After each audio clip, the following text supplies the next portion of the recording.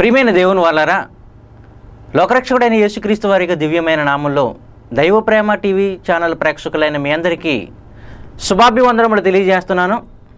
మన పరమ తండ్రి అయిన దేవుడు దైవజ్ఞానం అనే ఈ కార్యక్రమంలో బైబిల్ స్త్రీల గురించి చెప్పుకునే మంచి అవకాశాన్ని నాకు ప్రసాదించినందుకు ఆ దేవాది దేవునికి కృతజ్ఞతలు తెలియజేస్తున్నాను. కళ్ళు మూసుకోండి, చిన్న ప్రార్థన చేసుకుని దేవుని యొక్క వాక్యంలో ప్రవేశిద్దాం. మా ప్రియమైన పరలోకపు తండ్రి, బైబిల్ గ్రంథంలో ఉన్న ఎంతోమంది స్త్రీల చరిత్రలను మేము పరిశోధించి వారి ద్వారా మేము నేర్చుకోవలసినవి మాకు నేర్పించమని మీ కుమారుడు మా రక్షకుడైన యేసుక్రీస్తు నామములో ప్రార్థించి వేడుకుంటున్నాము తండ్రి, ఆమేన్. ప్రియమైన దేవుని వాళ్ళారా, స్త్రీ జన్మం పుణ్యజన్మం అన్నారు పెద్దలు. ఈ భూమి మీద పుట్టుకొస్తున్న ప్రతి వ్యక్తి స్త్రీ గర్భము నుంచి పుట్టుకొచ్చిన వాడే. ఇంకొక విషయం ఏంటంటే, ప్రతి పురుషుని విజయం వెనకాల స్త్రీ హస్తం ఉంటుంది అంటారు. అంటే ఆ కుటుంబాన్ని విజయం వైపు నడిపించడానికి మంచి మంచి సలహాలు ఇచ్చేది, చక్కని ఎంకరేజ్మెంట్ చేసేది ఎవరంటే స్త్రీ అని కొందరు అంటూ ఉంటారు. కొంతమట్టుకి ఇది వాస్తవమేనండి. అలాగే కుటుంబాల పతనం అయిపోవడానికి కూడా గల కారణం ఎవరై ఉంటారంటే స్త్రీలే. జ్ఞానవంతురాలు తన ఇల్లును కట్టుకును, మూడురాలు తన ఇల్లును పెరుకు వేసుకును అన్న మాట బైబిల్ గ్రంథంలో ఉంది. కనుక కుటుంబం సక్సెస్ఫుల్ అవ్వాలన్నా, కుటుంబం పతనాస్థితికి వెళ్ళిపోవాలన్నా స్త్రీ పాత్ర ఎంతో కొంత ఉంటుందని మనకు అర్థమవుతుంది. మరి నిన్నటి దినాన్న హవ్వను గురించి మనం కొన్ని విషయాలు తెలుసుకున్నాం. ఈరోజు హవ్వ తర్వాత బైబిల్ గ్రంథంలో ఆ వర్ష క్రమంలో మనం చూసుకువచ్చినట్లయితే హానోకు కుటుంబంలో స్త్రీ ప్రస్తావన లేదు. అలాగే నోహావు కుటుంబంలో కూడా స్త్రీల గురించిన పెద్దగా ఏం ప్రస్తావించలేదు దేవుడు. కానీ అబ్రహాము కుటుంబంలో అబ్రహాము భార్య అయిన శారాను గురించి చాలా వివరణ ఉంది. శారా ద్వారా మనం నేర్చుకోవాల్సిన చాలా విషయాలు ఉన్నవి. ఈరోజు అబ్రహాము భార్య అయిన శారాను గురించి కొన్ని విషయాలు మీకు చెప్తాను. శ్రద్ధగా వినాలని మిమ్మల్ని ప్రభు పేరట కోరుకుంటున్నాను. ఈ శారాను గురించి బైబిల్ గ్రంథంలో చాలా చక్కగా ఆ శారాను హైలైట్ చేస్తూ చాలా చోట్ల రాయబడ్డది. శారా జీవితంలో ముఖ్యమైన విషయాలు ఏంటంటే, శారా ఒక అందమైన స్త్రీ. ఈ అందమైన స్త్రీ అబ్రహామునకు భార్య.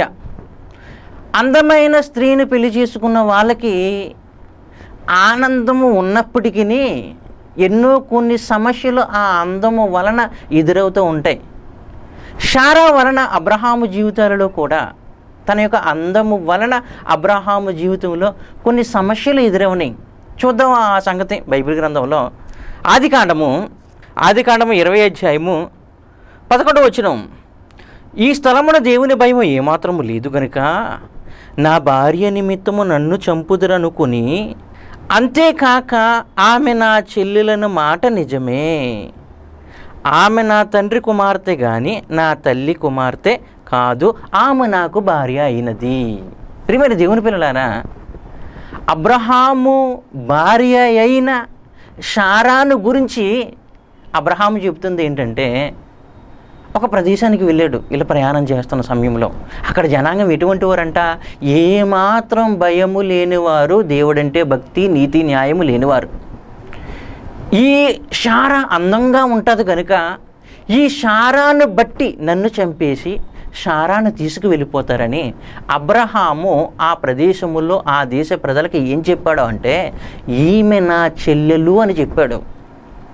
వాస్తవానికి అబ్రహామునకు శారా భార్య అయినప్పటికీ at the same time Sarah వరుసకి ఏమవుతుందంట, చెల్లి కూడా అవుతుందట.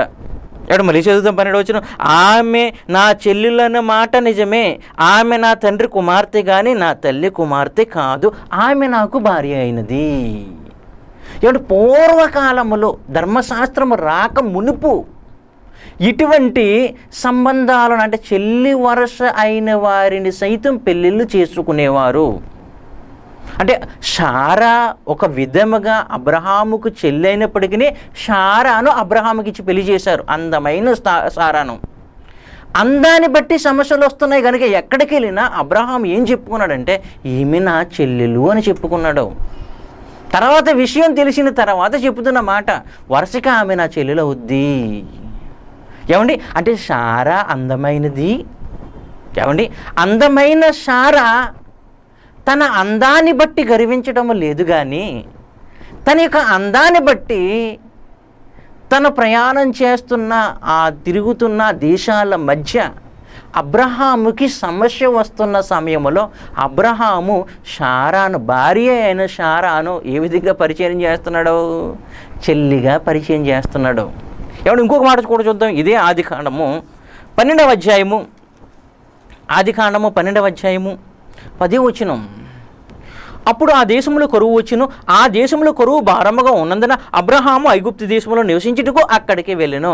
అతడు ఐగుప్తులో ప్రవేశించుటకు సమీపించినప్పుడు అతడు తన భార్యకు శారాతో, ఇదిగో నీవు చక్కని దానివని ఎరుగుదును. ఐగుప్తులు నిన్ను చూచి అంటే ఆ కాలంలో ఐగుప్తీయులు బలమైన రాజ్యం అన్నమాట. ఏమండి, ధనపరంగా అవనవండి, సైన్యము పరంగా అవనవండి, ఆస్తుపాస్తుల పరంగా అవనవండి, జనాభా పరంగా అవనవండి, ఐగుప్తి బలమైన సామ్రాజ్యం. ఐగుప్తీయులను చూసి ఎవరైనా భయపడేవారు. ఇదిగో ఐగుప్తు రాజ్యానికి వచ్చాం కదా, ఈ ఐగుప్తీయులు నిన్ను చూసి, అందమైన దానివని నిన్ను చూసి నిన్ను తీసుకెళ్ళిపోతారో, నీ భర్తనవునందుకు నన్ను చంపేస్తారో, అందుచేత దయచేసి ఏమంటున్నాడంటే, దయచేసి నీవు నా సహోదరువని చెప్పుమనెను. ఏమైతే అనుకున్నాడో అదే జరిగింది. శారమ్మను తీసుకు వెళ్ళిపోయారు, అబ్రహామును వదిలిపెట్టేశారు. ఇక్కడ ఒక విషయం గమనించండి. ఈ పరిస్థితిలో శారమ్మ అబ్రహాముతో ఏ ప్రదేశానికి వెళుతున్నా అక్కడ ఈ సమస్య ఎదురవుతున్నందున అబ్రహామును కాపాడుతూనే వచ్చింది. ఏమండి, ఒక విధంగా చెప్పుకోవాలంటే అబ్రహాము శారా ఈ ఇరువురి భార్య భర్తల నుండి చాలా ప్రేమ కలిగిన భార్య భర్తలు వీళ్ళిద్దరూని. ఒకరినొకరు చక్కగా అర్థం చేసుకునేవారు, ఒకరినొకరు చక్కగా ప్రేమించుకునేవారు, ఒకరికి ఒకరు మరి సహకారం చేసుకుంటుండేవారు అన్నమాట. ఇటువంటి తరుణములో వస్తున్న సమస్యలను కూడా చక్కగా పరిష్కారం చేసుకోవడానికి ఇద్దరు కలిసి దాని గురించి చర్చించుకునేవారు. ఇలా చర్చించుకుని ఒకరిని పట్ల ఒకరు ప్రేమ పెంచుకుంటూ దేవుడు వీరిని ప్రయాణం చెయ్యమన్న ఆ దేశాలలో ప్రయాణం చేసేవారు. విచారించదగ్గ విషయం ఏంటంటే శారమ్మకు పిల్లలు లేరు. అందమైన ఆవిడే, విధేయురాలే, గర్విష్ఠురాలు కాదు, తన యొక్క అందాన్ని బట్టి గర్వించినది కాదు. శారమ్మకు పిల్లలు లేరు. పిల్లలు లేని శారమ్మను పట్టుకుని తిరుగుతున్నాడు అబ్రహాం గారు. ఏమండి, ఎంత పిల్లలు లేనప్పటికీ వీరిద్దరూ ప్రేమ కలిగి సంతోషంగా ఉంటున్న సమయంలో ఇటువంటి సమస్యలు ఎదురవుతుంటే ఆ సమస్యలు పరిష్కారం కూడా చేసుకుంటున్నారు.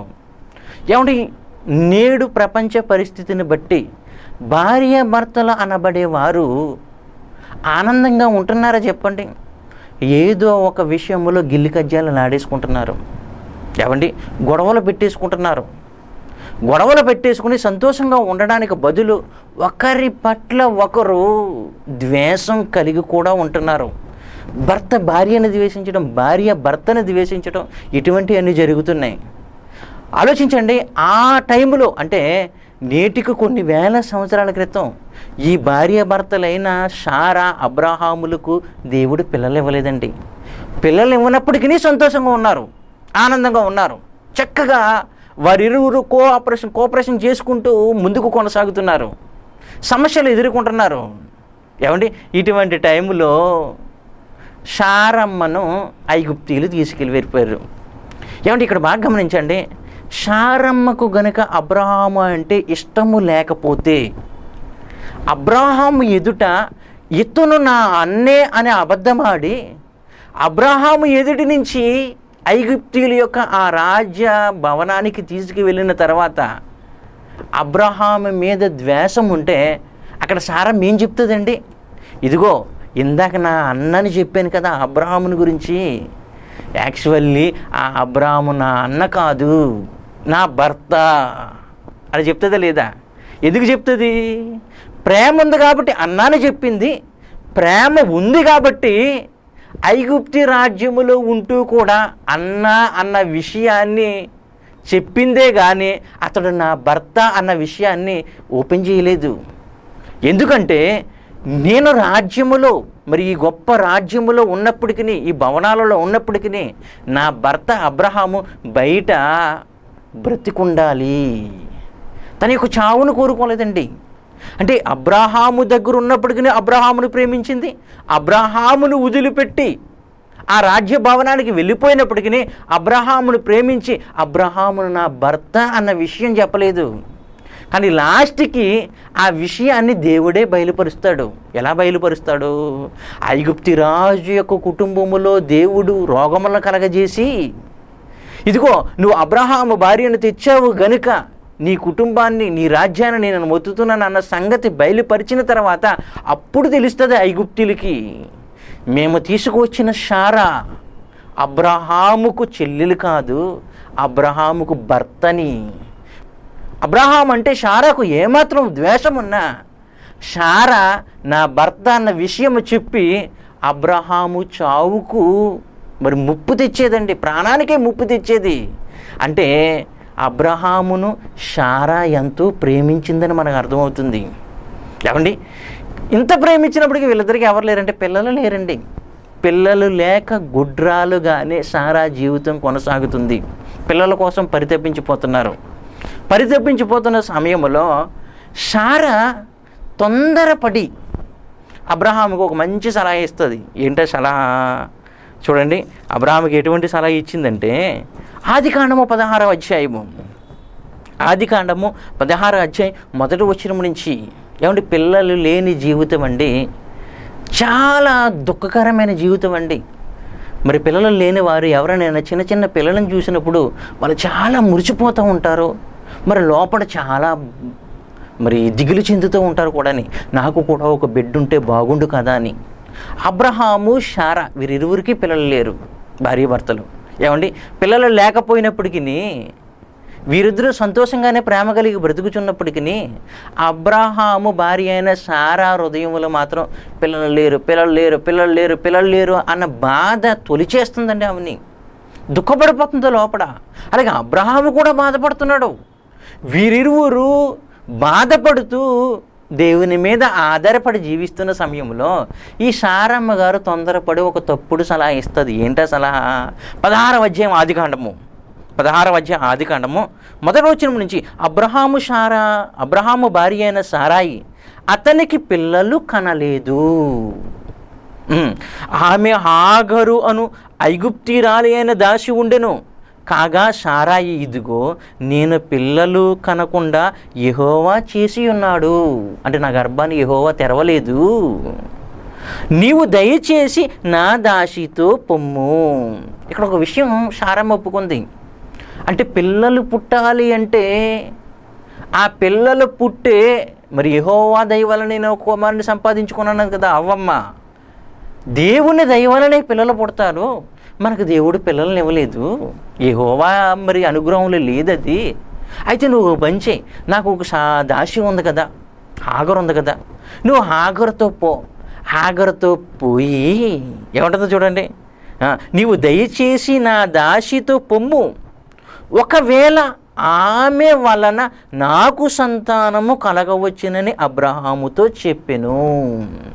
ప్రియమైన దేవుని పిల్లలారా, శారా పలుకుతున్న మాటలలో మీరు బాగా గమనించినట్లయితే ఒకవేళ దేవుడు అనుగ్రహిస్తే హాగరు వలన నేను పిల్లలను పొందుకుంటాను. అంటే హాగరు అనే నా దాసి కనే పిల్లలు ఎవరి పిల్లలవుతారు? నా పిల్లలవుతారు. నాకు పిల్లలు కావాలి కనుక అంటే అప్పటికి పరితపించిపోతుందండి పిల్లల కోసం. అందమైన ఆ శారా, విధేయురాలైన ఆ శారా భర్తను సంతోషపెట్టడానికి, తాను సంతోషించడానికి తనకు ఒక బిడ్డ కావాలని కోరుకుంటుంది. కానీ దేవుడు ఆమె గర్భాన్ని తెరవలేదు. పరితపించిపోయిన ఆ శారా హాగరును భర్తకిస్తుంది. ఇదిగో నా భర్త ఈమెతో పోయి నాకు పిల్లలను కను, నాకు పిల్లలను కను అంటుంది. నాకు పిల్లలు కావాలి, నాకు పిల్లలు కావాలి కనుక ఇదిగో నా దాసిని నీకు ఇస్తున్నాను. ఏమండి, నీకు కావాలి ప్లస్ నాకు కావాలి, హాగరుకు కావాలని కాదు. ఏదో నీ కోరిక తీర్చడానికి నేను ఇవ్వట్లేదు. నీకు నాకు పిల్లలు కావాలన్న కోరిక తీర్చుకోవడానికి హాగరుతో పోయి బిడ్డను కను, మనిద్దరి కొరకు, నా కొరకు నీ కొరకు, హాగరు కొరకు కాదు. ఏమండి, మరి ఈ యొక్క నిర్ణయాన్ని తన మనసులో తీసుకుని ఎప్పుడైతే అబ్రహాముకు చెప్పిందో అబ్రహాము దీనికి ఒప్పుకున్నాడండి. ఒప్పుకొని హాగరుతో పోయి మరి ఒక బిడ్డకు తన గర్భములో మరి హాగరు గర్భవతి అవగా సీన్ రివర్స్ అయిపోయింది. ఏమైందో చూడండి. ఎప్పుడైతే హాగరు గర్భవతి అయ్యిందో సీన్ ఎలా రివర్స్ అయ్యిందో చూడండి. 4వ వచనం, అతడు హాగరుతో పోయినప్పుడు అది గర్భవతి అయ్యను. అది అని ఉంది. అది ఎందుకు వాడాడు అక్కడ? సారా గురించి అది ఇది అని వాడలేదు. కానీ ఈమె దాసి గనుక అది అంటే హాగరు గర్భవతి ఆయను. అది తాను గర్భవతినైతినని తెలుసుకున్నప్పుడు దాని యజమానురాలు దాని దృష్టికి నీచమైన దాయను. పనికత్తి కదండి. ఏమండి, సేవకురాలండి. ఏదో సేవకుని తీసుకెళ్ళి సింహాసనం మీద కూర్చోబెడితేనంట వాళ్ళకి ఏమొచ్చేస్తాయి తెలుసా? కొమ్ములు వచ్చేస్తాయి. కొమ్ములు రాగా ఆ కొమ్ములతో ఎవరిని పొడుస్తారు? ఎవరైతే సింహాసనం మీద కూర్చోబెట్టారో వాళ్ళనే పొడుస్తారు. ఇప్పుడు శారమ్మకు తనకు పిల్లలు కావాలన్న కోరిక నెరవేరడానికి బదులు ఎప్పుడైతే హాగరు గర్భవతి అయిందో దానికి కొమ్ములు వచ్చేసి ఆ కొమ్ములతో ఎవరి మనస్సును గాయపరిచింది?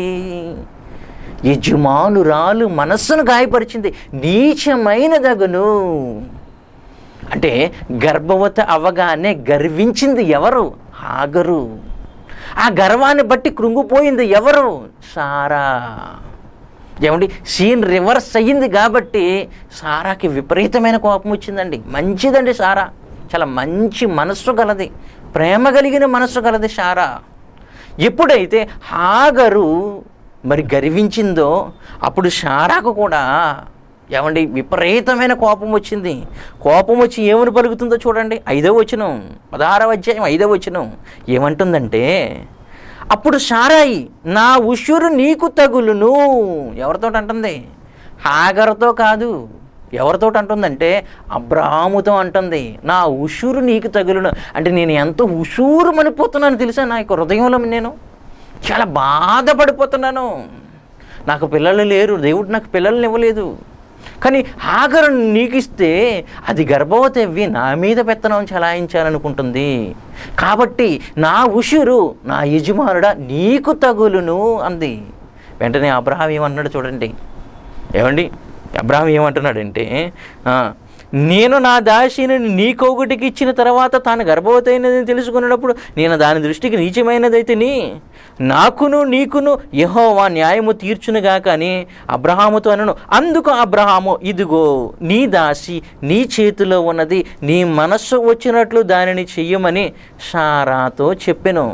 సారా దానిని శ్రమ పెట్టినందున ఆమె యొద్ద నుండి పారిపోయెను. ఏమంటే ఆల్రెడీ ఈ హాగరు గర్భవతిగా ఉంది. గర్భవతిగా ఉన్న ఈ హాగరును అబ్రహాము తన యొక్క చేతిలోకి తీసుకోలేదు. ఏంటి, నువ్వే కదా వెళ్ళమంట, నువ్వు ఒప్పుకుంటేనే కదా నేను ఇది చేశాను, నీకోసమే కదా ఇది నేను చేస్తా, ఇప్పుడేంటి నా మీద తిరగబడుతున్నావు, నువ్వు నీ ఉసురు నాకు తగిలినంటావేంటి అని ఏమనలేదు. ఇదిగో నీ దాసి నీ చేతిలోనూ ఉంది. అమ్మ సారా, నువ్వేం చేసుకుంటావో చేసుకోమా, నాకేం సంబంధం లేదు అనగానే టార్చర్ పెట్టడం మొదలుపెట్టిందండి. ఎవరు? సారమ్మ. ఎవరిని? గర్భవతి అయిన హాగరును. ఎంతగా టార్చర్ పెట్టిందండి? పారిపోయేంతగా టార్చర్ పెట్టింది. అంటే మంచిదే ఏ విధంగా తయారైంది? సాడిస్ట్గా తయారైంది. ఒక గర్భవతి నుండి టార్చర్ పెట్టకూడదు. ఒక గర్భవతిని గర్భంలో బిడ్డ ఉండగా ఆ బిడ్డకు మరి మనస్సు మెప్పించే విధంగా తల్లిని ఇబ్బంది పెట్టకూడదు.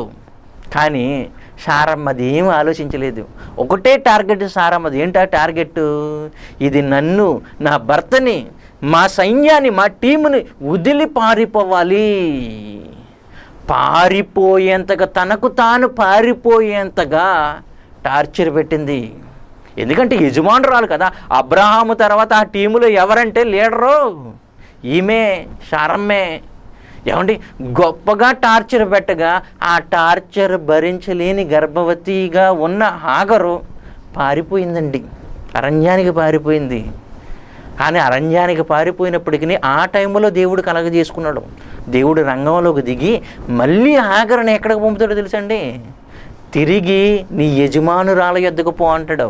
అబ్రహాము యొద్దకు పో అండు. యజమానురాలు యొద్దకు పోయి ఆమె చేతి కింద అణిగమణిగి ఉండు అంటాడు. ఏమంటే వచ్చిందండి, అణిగమణిగి ఉంది. మళ్ళీ జీవితం కొనసాగుతుంది. ఈలోగా ఇస్సాకు పుట్టాడు. ఇస్మాయేలు పుట్టాడు. హాగరు బిడ్డను కనేసింది. ఏమండి నడుస్తుంది, ఇంకా ప్రయాణం చేస్తున్నారు. అలా ప్రయాణం చేస్తూ ఉన్న సమయంలో ఏమండి ఏం జరిగిందో చూద్దాం. ఇప్పుడు 17వ అధ్యాయము 15వ వచనం నుంచి చూద్దాం.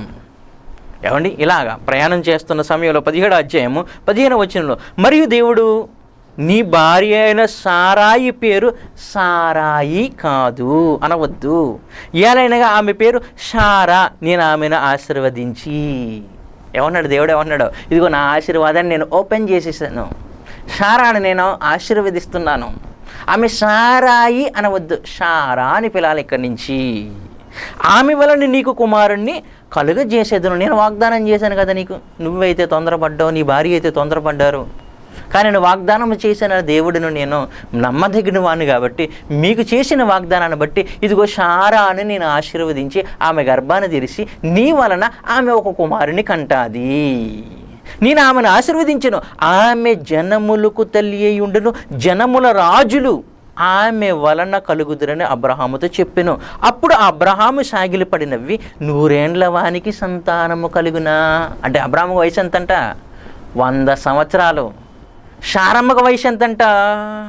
ఏమండి 100 ఏండ్ల వానికి సంతానము కలిగిన 90 ఏండ్ల సారా కనునా. ఏడు దేవుడా, జోకేస్తున్నావా నువ్వు? నవ్వేసాడంటే అర్థం ఏంటి? నాకు జోకు వినిపించినట్టు ఉంది.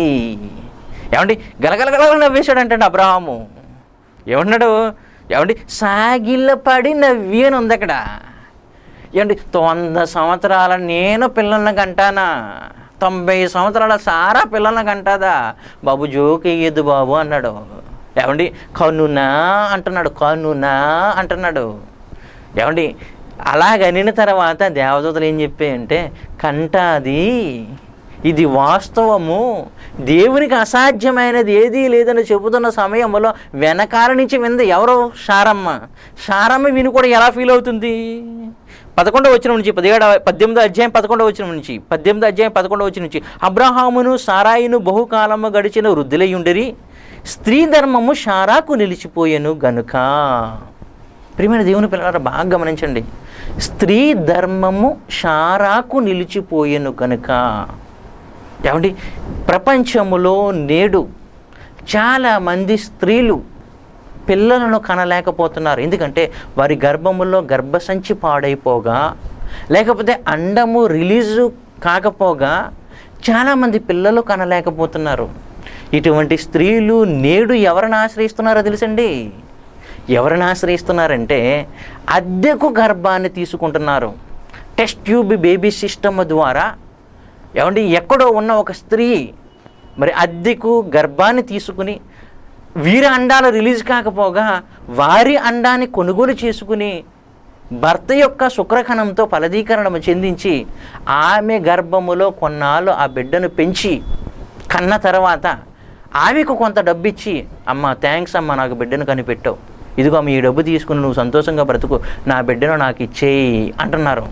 ఏమండి కానీ అబ్రహాము కాలములో ఇది లేదు కాబట్టే అబ్రహాము కానీ సారా కానీ అద్దె గర్భాలను ఆశ్రయించలేదు అప్పుడు. కానీ ఎవరి గర్భాన్ని ఆశ్రయించారు? హాగరు గర్భాన్ని ఆశ్రయించారు. ఆశ్రయించిన తర్వాత సీన్ రివర్స్ అయింది. రివర్స్ అయిన తర్వాత కొన్నాళ్లకు దేవుడు ఏం చేశాడు? అమ్మ సారమ్మ నువ్వు హాగరు గర్భాన్ని ఆశ్రయించావు, హాగరు వలన ఒక బిడ్డను కనాలని కోరుకున్నావు. ఆ బిడ్డ మరి నీ మీద రివర్స్ అయింది. హాగరు రివర్స్ అవ్వగా నీ కల పండలేదు, కానీ నేను వాగ్దానం చేసిన నమ్మదగిన వాడిని కాబట్టి ఇదిగో నీకు బిడ్డని ఇచ్చేస్తున్నాను. స్త్రీ ధర్మము నిలిచిపోయినప్పటికీ 11వ వచనం, స్త్రీ ధర్మము శారాకు నిలిచిపోయిన గాక శారా నేను బలము ఉడిగిన దాననైనను, తరువాత నాకు సుఖము కలుగున నా యజమానుడు. మంచి మాట పలికిందండి. నా భర్త అంటలేదు, అబ్రహాం అంటలేదు. నేడు చాలామంది స్త్రీలు భర్తలను పేర్లు పెట్టి పిలుస్తున్నారు, భర్తలకు సరి అయిన మర్యాదలు ఇవ్వటం లేదు. వాడా వీడా అనేవారు కూడా కొంతమంది ఉన్నారు. కానీ శారమ్మ ఏమంటుందండి? నా యజమానుడు అని సంబోధిస్తుంది. నా యజమానుడు వృద్ధుడై ఉన్నాడు కదా. ఏమంటే చాలామంది ఏమంటారు తెలుసా? ముసలోళ్ళు అయిపోయానికి మా ముసలోడు అంటారు. మా ముసలోడు. స్త్రీలు ఏమంటారు? మా ముసలోడు, మా ఆయన. ఏమంటే ఇలాగంటూ ఉంటారు. ఇక్కడ స్త్రీ సారా ఏమంటుంది? నా యజమానుడు. ఎంత మర్యాద ఇచ్చిందండి అబ్రహాముకు. ఏమండి? నా యజమానుడు వృద్ధుడై ఉన్నాడు కదా అని తనలో నవ్వుకొనెను. అంటే అక్కడ అబ్రహాము సాగిలిపడి నవ్వేశాడు, ఇక్కడ సారమ్మ కూడా ఏం చేసింది? తన మనస్సులో నవ్వుకుందండి. మాకు పిల్లలు పుట్టరు కదా, ఆ హోప్ లేదు కదా, అయినప్పటికీ దేవుడు ఏంటి దేవదూతల ద్వారా మాకు పిల్లలు పుట్టించేస్తాడంటున్నారు అని నవ్వుకొనగా అప్పుడు దేవుడు ఏమంటున్నాడు దేవదూతల ద్వారా? 13వ వచనం, అంతటి యెహోవా అబ్రహాముతో వృద్ధురాలైన నేను నిశ్చయముగా ప్రసవించేదనా అని సారా నవ్వనేలా యెహోవాకు అసాధ్యమైనది ఏదైనాను ఉన్నదా? అంటే పరమ తండ్రి అయిన దేవునికి అసాధ్యమైనది ఏది లేదు. ఆ కాలములో సైన్స్ అనేది డెవలప్ కాలేదు, శాస్త్రవేత్తలు అనబడేవారే లేరు, డాక్టర్లు అనబడేవారే లేరు. ఏమండి? వైద్య శాస్త్రము మరి పుట్టలేదప్పటికీ. ఆ టైములో దేవుడు 100 సంవత్సరాల అబ్రహాముకు 90 సంవత్సరాల శారాకు దేవుడు ఎవరిని ఇస్తున్నాడు? పిల్లలని ఇస్తున్నాడండి. అంటే ఆ టైంలో హోప్ లేదు.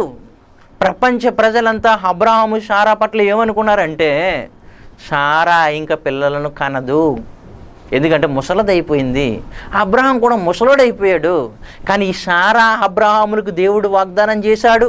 ప్లస్ వీరిరువురు దేవుని యందు భయభక్తులు కలిగి యెహోవా మీదే ఆధారపడి బ్రతుకుతున్నారు. అబ్రహాముకున్న మంచి లక్షణం ఏంటో తెలుసండి? అబ్రహాము ప్రయాణం చేస్తున్న సమయంలో ఎక్కడైతే ఆగి అక్కడ గుడారాన్ని వేశాడో, గుడారంతో పాటు ఏం చేసేవాడు తెలుసా? బలిపీఠము కట్టేవాడు, బలి అర్పించేవాడు, యెహోవా నామాన ప్రార్థన చేసేవాడు. ప్రియమైన దేవుని పిల్లలారా, మనం ఎక్కడికి వెళ్ళినా అక్కడ మనం ఎవరిని వదలకూడదంటే దేవుని ఎట్టి పరిస్థితులను వదలకూడదు. అలాగా అబ్రహాము అంత దేవుడంటే భయము భక్తి కలిగి జీవించాడు కనుక అబ్రహామును దేవుడు ఎట్టి పరిస్థితులను వదిలిపెట్టకుండా వృద్ధుడైన అబ్రహాము ద్వారా, వృద్ధురాలైన సారా ద్వారా తన యొక్క శక్తిని, తన యొక్క సామర్థ్యాన్ని ప్రపంచానికి తెలియజేస్తున్నాడు. యెహోవా నేను నాకు ఏది అసాధ్యము కాదు.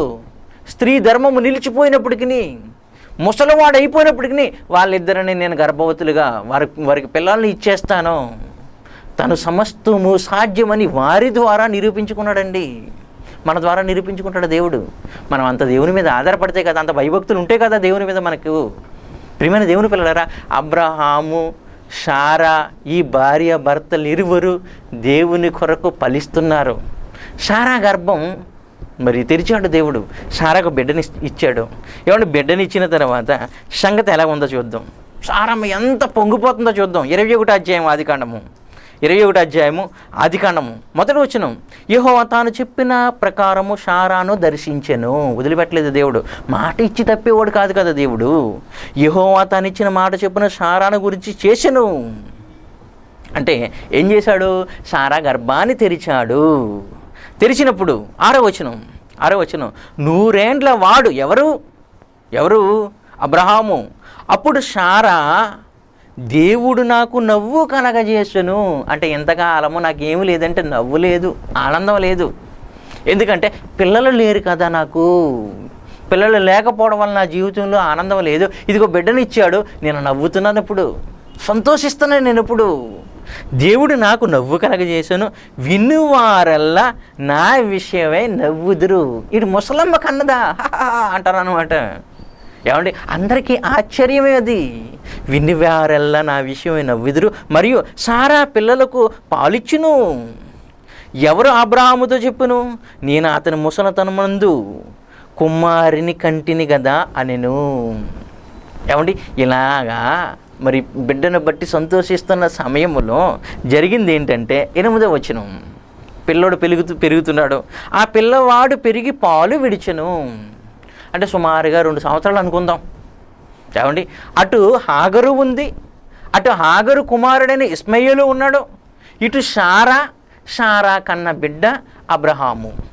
ఏమండి, అప్పుడు ఏం జరిగిందంటే ఇస్సాకు పాలు విడిచిన దినమందు అబ్రహాము గొప్ప విందు చేసెను.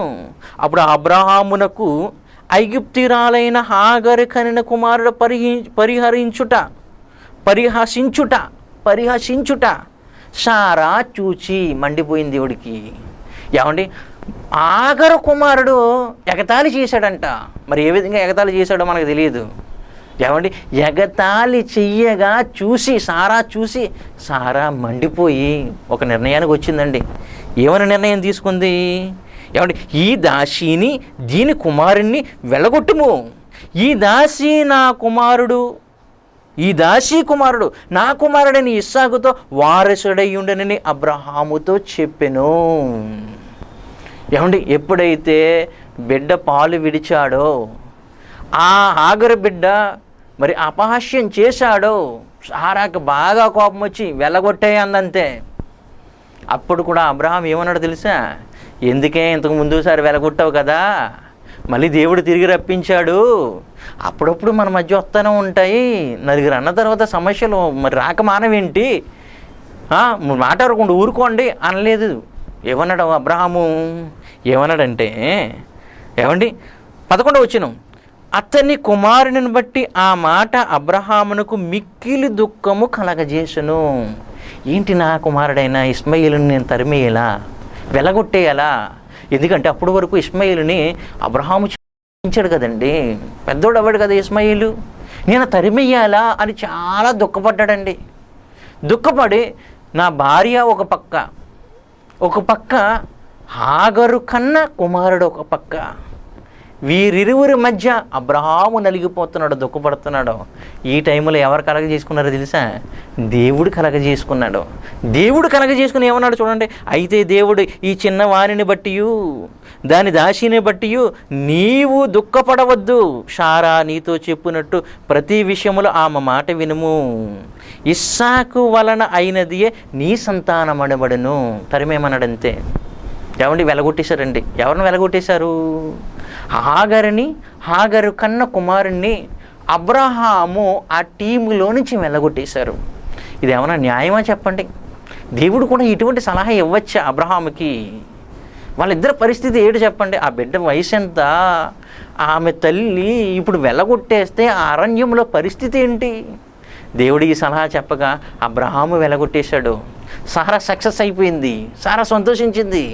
ఇంకో వెళ్ళిపోతున్నాడు, నా కుమారుడితో సహా వారసుడు అవ్వేవాడు మమ్మల్ని వదిలిపెట్టి వెళ్ళిపోతున్నాడు. సక్సెస్ అయిపోయింది సారా. ఏమండి, తర్వాత సారా తన కుమారుడైన ఇస్సాకుతో ఆనందంగా కొన్ని దినాలు గడిపి సారా మరణించింది. ఏమండి, మరణించగా 23వ అధ్యాయము 1వ వచనం, సారా జీవించిన కాలము అనగా సారా బ్రతికిన ఏండ్లు 127. ఎన్ని సంవత్సరాలు బ్రతికిందంట? 127 సంవత్సరాలు సారా బ్రతికిందంట. 127 సారా బ్రతికిన దినాలు. 90 సంవత్సరాల వాళ్ళకు పిల్లలను కనలేదు. 90 సంవత్సరాల తర్వాత బిడ్డను కన్నది ఇస్సాకుతో సుమారు 37 సంవత్సరాలు ఆనందంగా బ్రతికింది. ఏమండి, ఇందులో ఈ 37 సంవత్సరాలలో 2 సంవత్సరాలు హాగరు ఉన్నప్పటికీ 35 సంవత్సరాలు హాగరు లేకుండానే తన బిడ్డతో తన భర్తతో ఆనందంగా గడిపి ఈ సారమ్మ మృతి చెందింది.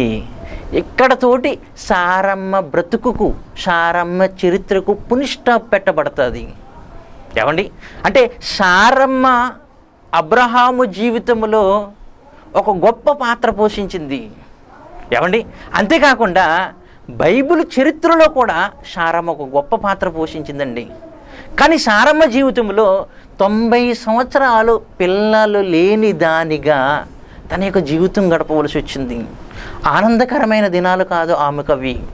పెళ్లి చేసుకున్న తర్వాత ప్రతి స్త్రీ ఎవరి కోసం ఎదురు చూస్తుందంటే, నెల తప్పాలి, నేను గర్భం ధరించాలి, నా గర్భములో నుంచి ఒక బిడ్డ పుట్టుకు రావాలి, నేను అమ్మని కావాలి, అప్పుడే నేను సంపూర్ణ స్త్రీని అని కోరుకుంటుంది. ఈ కళ పండడానికి శారమ్మకు 90 సంవత్సరాలు మరి రావలసి వచ్చింది. అంత వయసు వచ్చిన తర్వాతే ఈ కళ పండింది.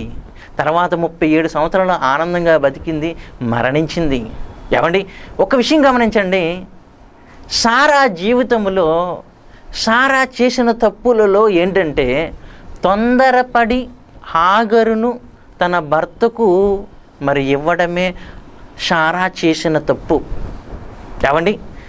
అంచేత ప్రియమైన దేవుని పిల్లలారా, చెల్లిలారా, మరి అమ్మలారా, తొందరపాటు పనికిరాదు.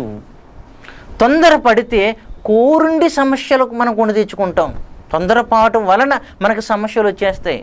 అబ్రహాము శారా, ఏమండి? వీరిద్దరిలో నుంచి వీరిద్దరి మధ్య అబ్రహాము శారా గర్భాన్న పుట్టుకొచ్చే బిడ్డ వీరిద్దరి మధ్య ఉండాలి, కానీ వేరే స్త్రీ వీరిద్దరి మధ్యకు రాకూడదు. ఏమండి? దేవుడు చేసిన వాగ్దానాన్ని మరి ఓపిక పట్టలేక బిడ్డలు కావాలన్న ఆ యొక్క మరి తృష్ణతో మూడో వ్యక్తిని ప్రవేశపెట్టింది, హాగరును ప్రవేశపెట్టింది. ప్రవేశపెట్టగా కష్టాన్ని కొని తెచ్చుకుంది ఎవరు? శారమ్మ.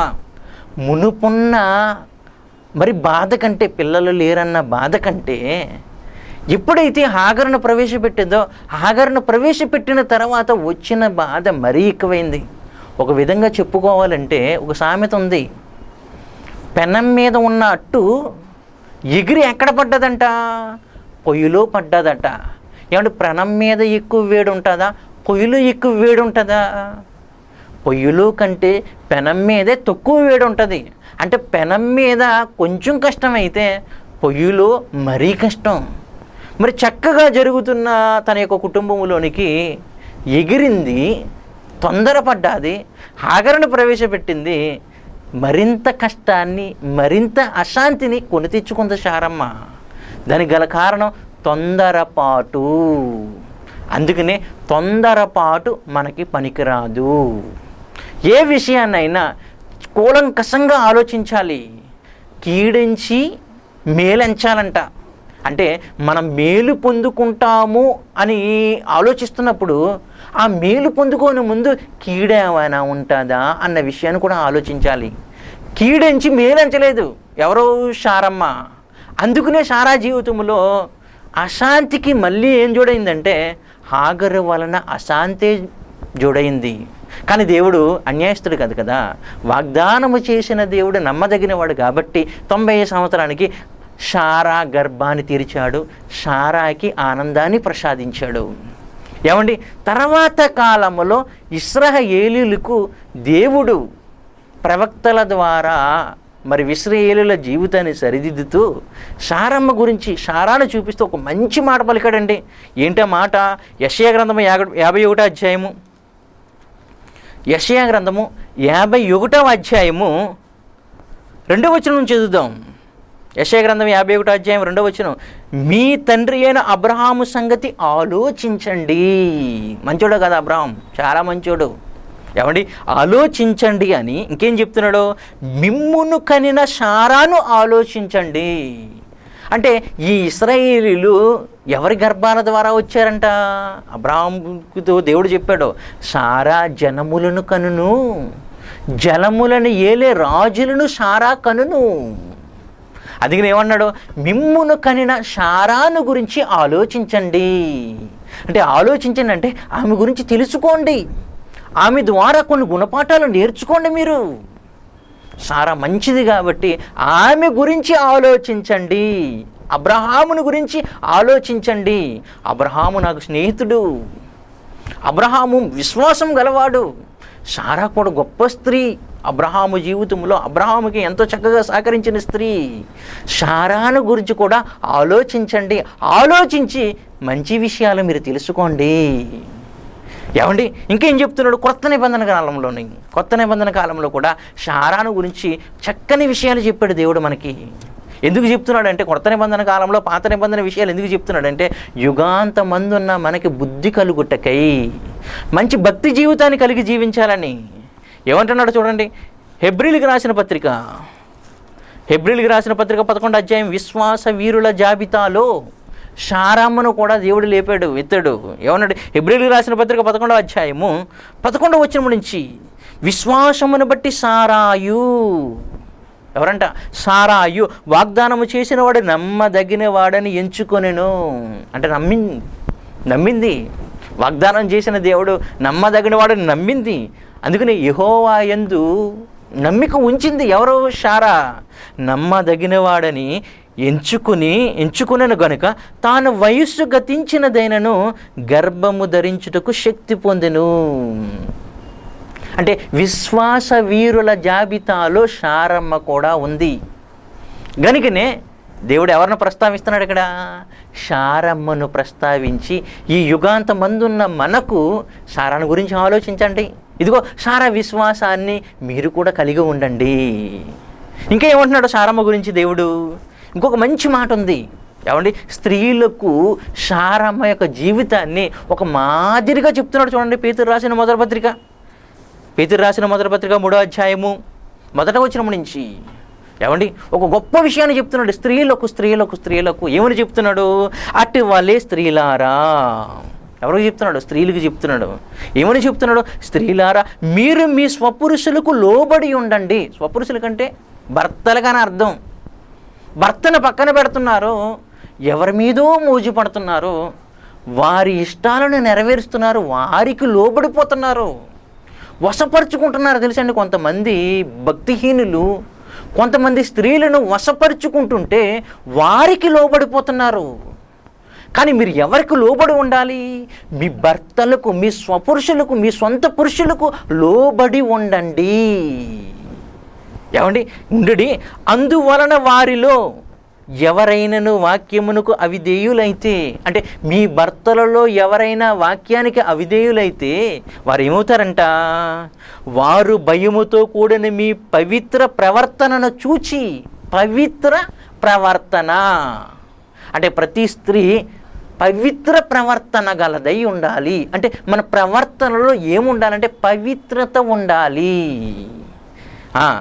వాక్యము లేకుండానే తమ భార్యల నడవడి వలన రాబట్టవచ్చును. అంటే మీరు వాక్యం చెప్పవలసిన లేదంటే మీ భర్తలకి వాళ్ళ రక్షణ భాగ్యంలోకి తీసుకురావడానికి దేనితో రాబట్టేయచ్చు? మీ పవిత్ర ప్రవర్తన వలన వాళ్ళని దేవుళ్ళలోకి నడిపించవచ్చు. అంటే పవిత్రతకు ఉన్న శక్తి ఏంటంటే, నశించిపోతున్న ఒక వ్యక్తి నీ పవిత్రతను బట్టి రక్షణ పొందేసుకుంటాడు. ఏమండి? అంత శక్తి ఉంది దేనికి? పవిత్రతకు, పరిశుద్ధతకు. ఏమండి? ఏమన్నాడు? జడలాలు కొనుటయు, బంగారు నగలు పెట్టుకొనుటయు. ఏమండి? స్త్రీ సింగారించుకోవడానికి చాలా సమయాన్ని కేటాయిస్తుంది. కొంతమంది స్త్రీలండి ఫెయిర్ అండ్ లవ్లీ రాసుకుంటారు కదా, తెగ పిండేసి రాసేస్తూ ఉంటారు ముఖానికి. ఫెయిర్ అండ్ లవ్లీ పూసిన తర్వాత అప్పుడు మరలా ఏం చేస్తారో తెలుసండి? అప్పుడు ఓపెన్ చేస్తారు పౌడర్ డబ్బా. ఏమంటే దులుపుతారు, చేతి మీద దులిపిన తర్వాత ఏం చేస్తారో తెలుసండి? 2 చేతులు తప్ అని కొడతారు, 2 చేతులని. దులిపిన పౌడర్ అంతా గాల్లో కలిసిపోద్ది. అప్పుడు ఈ చేతులు తీసుకెళ్ళి ముఖానికి అద్దుకుంటూ ఉంటారు. అంటే ఫెయిర్ అండ్ లవ్లీ ఆ ట్యూబ్ని పిండేస్తున్నారు, ఈ పౌడర్ని దులిపేస్తున్నారు. ఈ దులపడానికి, పిండడానికి, ఈ అద్దుకోవడానికి, ఈ సింగారించుకోవడానికి చాలా సమయాన్ని కేటాయిస్తారండి. స్త్రీలు అలంకరించుకోవడానికి అద్దానికి అతుక్కుపోతూ ఉంటారు. ఏమంటున్నాడంటే, అమ్మా దీనికి తగ్గించండి అంటున్నాడు దేవుడు. ఏమంటున్నాడు? జడలు అల్లుకొనుటయు, బంగారు నగలు పెట్టుకొనుటయు, వస్త్రములు ధరించుకొనుటయు, వెల్లిపట్టి అలంకారము మీకు అలంకారముగా ఉండక సాధువైనట్టియు అన్నాడు. సాధువైనట్టియు మృదువైనట్టు గుణమును అక్షయ అలంకారముగా మీ హృదయపు అంతరంగ స్వభావమును మీకు అలంకారముగా ఉండవలను, అది దేవుని దృష్టికి మిగులు విలువ గలది. నువ్వు బాగా అలంకరించుకుని, ఐబ్రోస్ చేసుకుని, కటింగ్లు వేసుకుని, ఏమండి మరి ఆ జాకెట్లకి రకరకాల డిజైన్లు పెట్టించుకుని, మరి చీరలకి అద్దాలు పెట్టించుకుని, పంజాబీ డ్రెస్సులకి అద్దాలు పెట్టించుకుని, చున్నీలు వస్తున్నాయండి ఈ మధ్య. దోంతరలు ఉంటాయి కదా, దోంతరలలో మరి దేనికి వాడతారు? లోపలికి గాలి రావాలి, కానీ బయటనున్న దోమలు లోపలికి రాకూడదు. దోంతరలు లాంటి చున్నీలు దింపారండి ఈ మధ్య. ఏమండి అంటే వాటినే కొంటున్నారంటే అర్థం ఏంటి? ఒకసారి ఆలోచించండి. స్త్రీలారా, మీ ప్రవర్తన, మీ ధరించుకునే వస్త్రాలు, మీ అలంకరణ మీ స్వపురుషులను సంతోషపెట్టడానిక, దేవుణ్ణి సంతోషపెట్టడానిక, ఎవడో పోరంపోకొని సంతోషపెట్టడానిక? ఏమండి మీ పవిత్ర ప్రవర్తన అయితే మీ భర్తలు రక్షణ లేకపోయినప్పటికీ రక్షణలోనికి వచ్చేస్తారట. కానీ మీరు వ్యర్థమైన ఈ అలంకరణకు, ఈ వస్త్రాలను ధరించుకోవడానికి మీ సమయానంతా వ్యర్థం చేసుకుని మీ బ్రతుకులు వ్యర్థం చేసుకుంటున్నారు గనుక దేవుడు ఏమంటున్నాడో, ఇటువంటిది దేవునికి మిగులు విలువైనది కాదు. ఎటువంటి అలంకరణ అంట? అంతర అలంకరణ, ఆత్మ సంబంధమైన అలంకరణ. ఏంటది? అటువలే పూర్వము, ఇప్పుడు చెప్తున్నాడు చూడండి 5వ వచనం నుంచి, అటువలే పూర్వము దేవుణ్ణి ఆశ్రయించిన పరిశుద్ధ స్త్రీలను తమ పురుషులకు లోబడి ఉండుట చేత. పూర్వం అంటే ఎప్పుడు? అబ్రహాము కాలములో. అబ్రహాము కాలములో ఎవరికి లోబడ్డారు? సారా అబ్రహాముకు లోబడ్డది.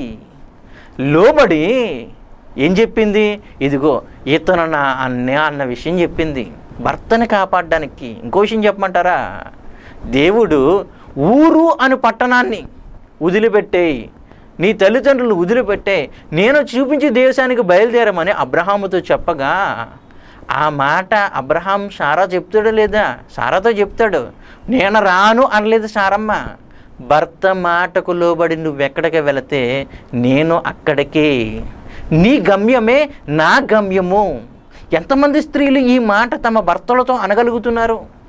భర్త, నా యజమానుడా, నీ గమ్యమే నా గమ్యము, నువ్వు చేసే పనే నేను చేసే పని. ఏమండి ఇలాగా చాలా తక్కువ మంది భర్తలతో అంటున్న మాట. కానీ అబ్రహాము భార్య అయిన సారా ఏమంది? గో నీ గమ్యమే నా గమ్యం అంది. అబ్రహాముకు విధేయురాలయ్యింది. ఏమన్నాడు? తమ్మును తాము అలంకరించుకునిరి, పరిశుద్ధ స్త్రీలను తమ స్వపురుషులకు లోబడి ఉండడం చేత. అంటే భర్తకు లోబడి ఉండడమే నిన్ను అలంకరించుకునటం. అలంకరణ అంటే భర్తకు లోబడి ఉండటం. చెడ్డోడైతే లోబడండి, మంచోడైతే లోబడండి, చెడ్డోడైతే లోబడద్దు అన్నాడు దేవుడు. చెడ్డోడైనా మంచోడైనా భర్తే కనుక లోబడాలి అంతే. ఏమంటే లోబడుతున్నారు చెప్పండి? లోబడడం లేదు. ఏం పెట్టుకుంటున్నారు? గొడవలు పెట్టుకుంటున్నారు. గొడవలు పెట్టుకుని ఎక్కడికి వెళ్ళిపోతున్నారు? పోలీస్ స్టేషన్కి వెళ్ళిపోతున్నారు. పోలీస్ స్టేషన్లో ఏమంటున్నారు? విడాకులు ఇచ్చేస్తాం భర్తలకు.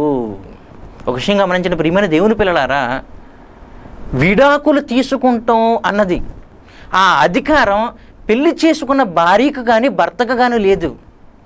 విడాకులు ఇచ్చే అధికారం తల్లిదండ్రులకు కానీ అత్తమామలకు కానీ లేకపోతే అధికారులకు కానీ జడ్జిలకు కానీ ఎవరికీ లేదు. ఇంకో విషయం చెప్పమంటారా? భార్య భర్తలను విడగొట్టే అధికారం దేవునికి కూడా లేదు. దేవునికి కూడా లేదండి. మరి ఏంటి భార్య భర్తలను విడగొట్టే అధికారం, విడదీసే అధికారం ఎవరికుందో తెలుసా? ఒక్క మరణానికి తప్పించి ఎవరికీ లేదండి. కానీ నేడు ఎన్నో కుటుంబాలు ఏమైపోతున్నాయి తెలుసండి? విడిపోతున్నాయి. ఎంతోమంది భార్య భర్తలు విడిపోతున్నారు. జన్మ పరమార్థము తెలియక, భార్య భర్తకు లోబడి ఉండాలన్న విషయం తెలియక, భర్త భార్యను ప్రేమించాలన్న విషయం తెలియక, ఏమండి కుటుంబాలు కూలిపోతున్నాయండి. ఎందుకంటే ఒకరికొకరు ప్రేమించుకోకుండా, ఒకరికొకరు లోబడుకోకుండా, ప్రేమ కలిగి జీవించకుండా. అబ్రహాము శారా ఎంత చక్కగా బ్రతికారండి. అబ్రహాము ఎప్పుడు శారాను అగౌరవంగా మాట్లాడలేదు. శారా కూడా అబ్రహామును కోపములో అంది, నా ఉషూరు నీకు తగులునని. కానీ కోపములో ఆ మాట అనకముందు బిడ్డలు కావాలన్న పరితాపముతో ఇదిగో నా దాసిని నీకు ఇస్తున్నాను అంది. షీని రివర్స్ అయింది కాబట్టి బాధ తట్టుకోలేక నా ఉసురు నీకు తగులును కాక అంది. బాధలో అందండి, మామూలు టైం అప్ అని అనలేదు. ఏమన్నాడు సారా గురించి, ఏమంటున్నాడు ఇక్కడ 6వ వచనం చూడండి. సారా గురించి ఒక గొప్ప మాట రాశాడండి. ఏమంటున్నాడు 6వ వచనం, ఆ ప్రకారము శారా అబ్రహాముని యజమానుడని పిలుచుచు. ఏమని పిలిచిందంట? అబ్రహాముని యజమానుడా అని పిలిచిందంట. ఏమంటే ఆది కాండంలో చూసాం కదా మనం, ఏమంది? నా యజమానుడు వృద్ధుడై ఉండి, మా ముసలోడు అనలేదు, నా యజమానుడు. ఏమండి ఇక్కడ ఏమంటుంది? ఏమని పిలిచిందంట? ఏమండి శారా అబ్రహామును యజమానుడని పీలుచుచ్చు అంటే కంటిన్యూషన్ అవ్విందనమాట. అబ్రహాముకి ఎంతోమంది సేవకులు ఉన్నారండి, ఎంతోమంది స్నేహితులు ఉన్నారండి. అబ్రహాము ఎక్కడికి వెళ్ళినా అక్కడ పెద్దరికాన్ని చెలాయించాడు. అబ్రహాం గొప్ప వ్యక్తిత్వం గలవాడు, గొప్ప నాయకుడు అబ్రహాము.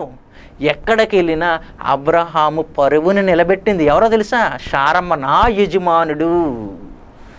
అబ్రహాముని చాలా ప్రేమించింది, అబ్రహాముని శారా చాలా హెచ్చించిందండి.